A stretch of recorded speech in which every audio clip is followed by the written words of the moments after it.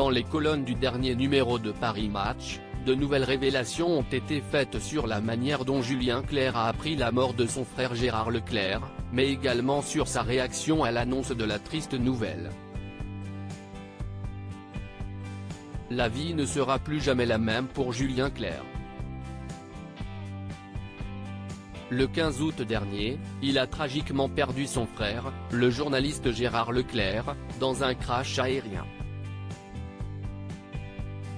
Aux alentours de 11h07, ce dernier, qui pilotait l'avion, avait décollé de l'aérodrome de Loudun, dans la Vienne.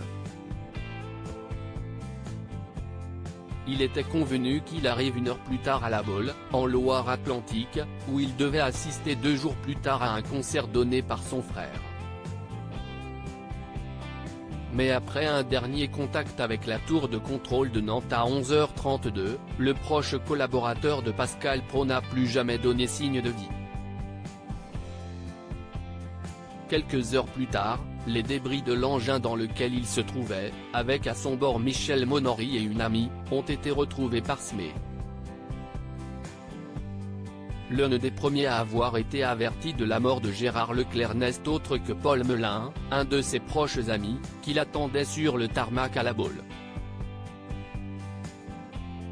Il a immédiatement appelé Julie Leclerc, l'épouse du journaliste, laquelle a transmis l'information à Julien Clerc, évidemment déboussolé par la nouvelle. Il n'a pas moins gardé la tête sur les épaules, à en croire les révélations du magazine Paris Match. Julien Clerc a tenu son rôle déjà lorsqu'il était enfant. Julien Clerc était pour ses frères et sœurs Gérard, Sylvie, Christine, Marianne et Jean-Noël celui que l'on écoute, celui qui donne la marche à suivre, qui donne l'exemple, expliquent nos confrères de Paris Match. Un rôle qu'il a tout naturellement repris à la disparition de son frère. Bien que sonné par la nouvelle de son décès, il s'est rapidement ressaisi pour prendre ses responsabilités. Lui le grand frère a tenu au courant ses sœurs, ses neveux et nièces, passé les coups de fil qui apaisent.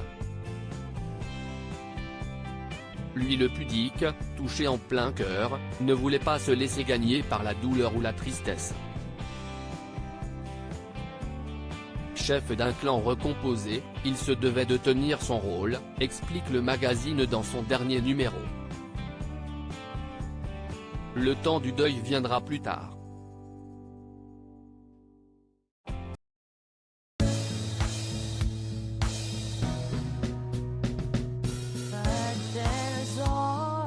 Through the rough times